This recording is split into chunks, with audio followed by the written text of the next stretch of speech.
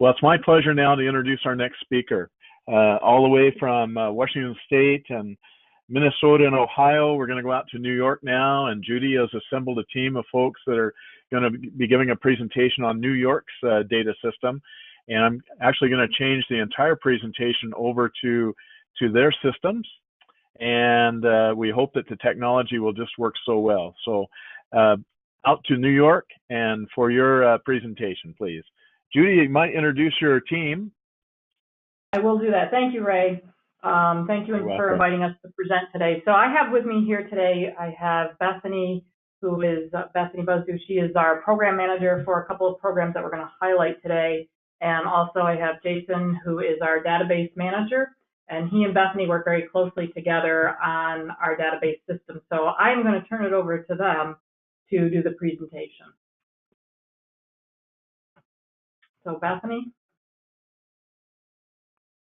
I am still waiting for the presentation to show up on the screen here. Have you guys started sharing the screen? Can anybody else see the beginning slide, New York State Soil and Water Conservation Committee? Yes, we're seeing it here in Pullman. Yeah. Aaron, are you seeing it? And Mike in Delaware? Yes, we are. Yep, we're seeing the slides. Okay, perfect. Well, let's just proceed. So the New York State Soil and Water Conservation Committee works with 58 soil and water conservation districts throughout New York. And one of our main objectives is to provide financial assistance to them to get conservation on the ground. And one of the main sources of funding for that is our New York State Environmental Protection Fund, which is a specific line item in our state's budget. Some of the programs that are funded through that protection fund are the Agricultural Non-Point Source Pollution Abatement and Control Program, the Agricultural Environmental Management Program, our Climate Resilient Farming Program, as well as a State Aid to Districts program. The two programs that I have in bold font on this slide are what we're going to be featuring today because the database that we're actually going to be talking about maintains data for those programs. We do also maintain a separate database which tracks the program accomplishments for our AEM program.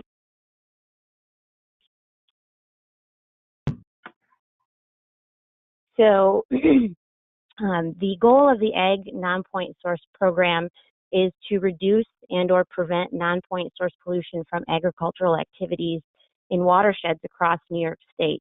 This program has been in existence since 1994, and we're actually coming into our 25th round of funding, which will be released hopefully in the next couple of months.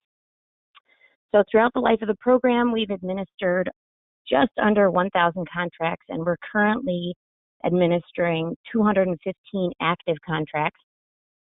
Since 1994, we've awarded approximately $183 million to conservation districts across the state, and annually we are able to fund around 1,000 individual best management practices.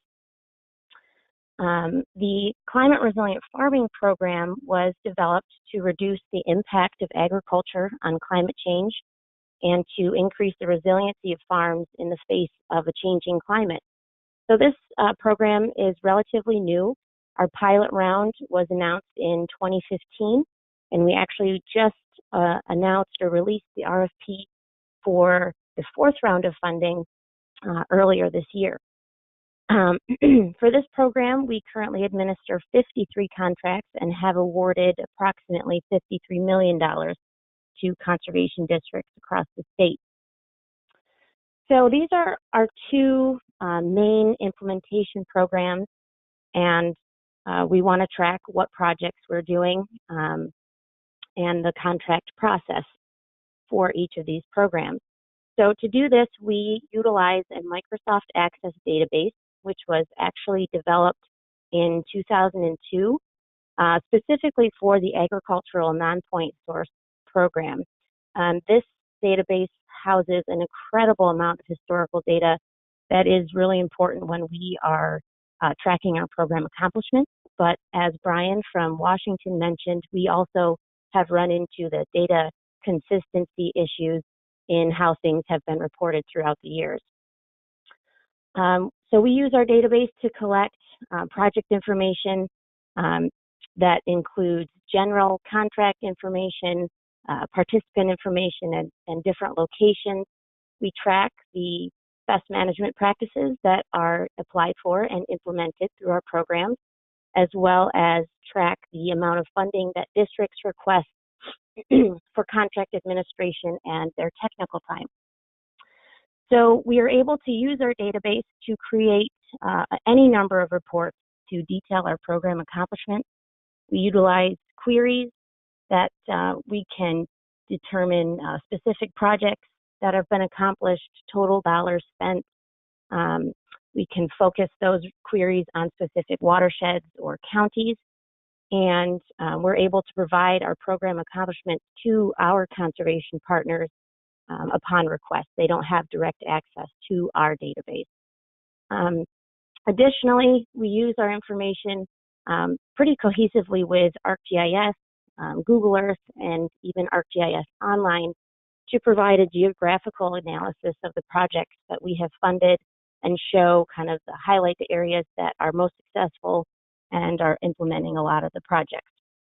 So I'm actually going to turn the presentation over to my colleague, Jason Kokinos, who's going to walk everybody through our database and show you an example of a typical query that we handle in New York. All right. Thank you, Bethany. So yes, I'm Jason Kokinos. I'm the data analyst for the New York State Soil and Water Conservation Committee. And today, as an example, we'll run through our Microsoft Access database for a common query that we do, which is geographically based, which would be the number of projects, dollar amount, and location of projects within a specific watershed.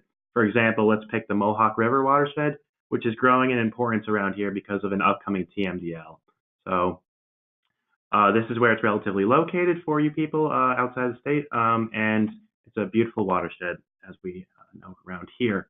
So I will open up our Access database, and this here is our main switchboard, and it allows us the opportunity to, as you can see, add and edit contract information, view and print queries, or import large sets of data from Microsoft Excel. One of the main benefits of this system, though it's basic and a little dated, it does have a lot of compatibility with Microsoft Excel. So it makes transfer of data and working with data and other Microsoft Suite programs a little easier. So to give you guys an idea of the kind of information that we collect from our contracts, I'll open up our first tab here, and you'll see this is general contract information and the main 5 forms that an applicant would fill out pertaining to a project. So just to give you an idea of the database, we'll open up our general contract information. It runs.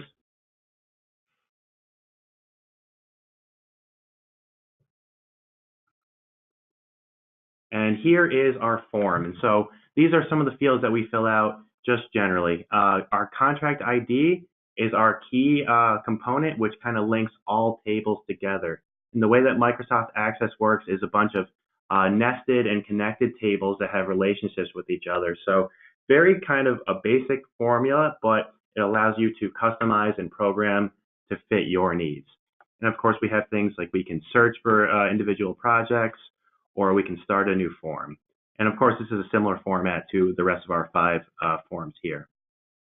One thing that I've really enjoyed working with in Microsoft Access is the ability to create your own queries or to build your own forms in a way that we can just quickly select buttons that will allow us to pull up whatever we need. So getting back to our example of the Mohawk River, we have one button here that allows us to search by HUC number.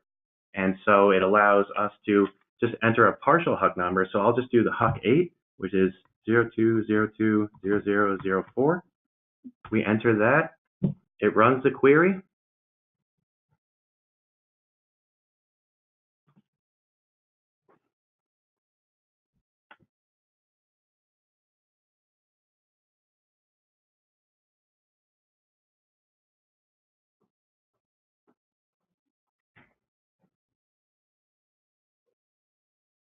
And here we go.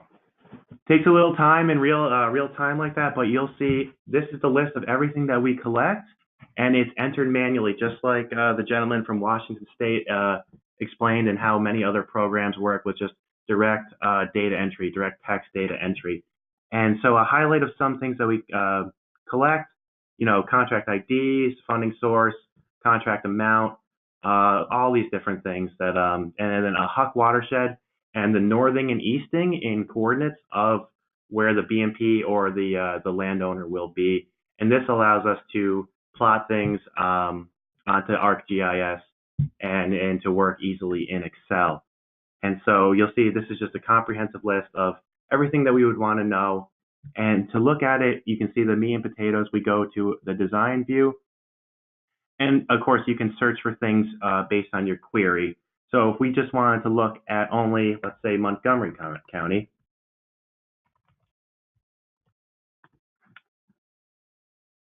of course, it would narrow it down to just ones in Montgomery. And so it's being a little slow today.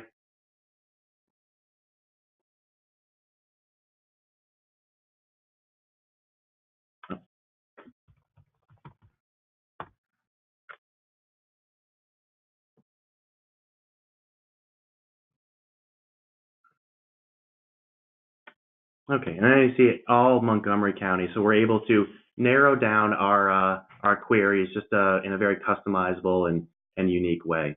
So one downside of this is that to do calculations or to build graphs requires additional programming and additional querying and table creation right in this database. So a lot of times we just find it easier to work directly in Microsoft Excel.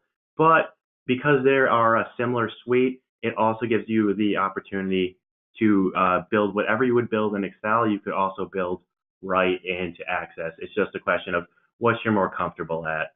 So going back to our PowerPoint, we can answer the question here. And it allows us to sort of populate already controlled tables within Microsoft Excel. And so we can populate something like this and provide information to whoever needs it, whether it's our districts or our voting members, whoever would need such a thing. We can just pull up very quick summary data, as nuanced or as broad as we would like to put it. And there's also functions to build in such things as pie charts or basic graphing material right in the database, and we quickly export that for our monthly meetings with our voting members. So I'm just going to summarize Microsoft Access for our uses. The pros of it, I believe, is that highly customizable and programmable. Anything that you can do with any database that people have created, web-based and such, you could in theory do with Microsoft Access given enough time and work at these different queries and tables. The tables and relations make recalling anything very easy. It's compatible with Microsoft. It's cost effective. It comes along with Microsoft Suite, and it's stored locally, which is both a positive and a negative in our book. Sometimes we run into network issues, and so our web-based things will break down. So it's nice to have it locally sometimes, but that also runs the risk of, worst case scenario, losing the whole database. So we have backups on top of backups on top of backups. The cons, calculations and graphs can be a little cumbersome to make in the data frame of Microsoft Access. So sometimes it's easier just to go around it and work in Excel and sort of use a smorgasbord or many different programs to get what you need. It requires more learning than any other MS Suite programs. It's not as intuitive as Word or PowerPoint or Excel to just jump in and start working. And data entry should be the last step when you are creating your database. So, cross your T's and dot your I's, make sure it all works properly and it's programmed well, because if you start entering data when it's not fully up to date, as Brian from Washington said, it's just going to compound, and it makes it all the more difficult to fix it later on. So it works for our purposes. There's always things that we can improve on, and thus far this presentation has given us a lot to think about on ways to improve it. So thank you all, and I'll pass off the microphone back to the presenter now. Thank you.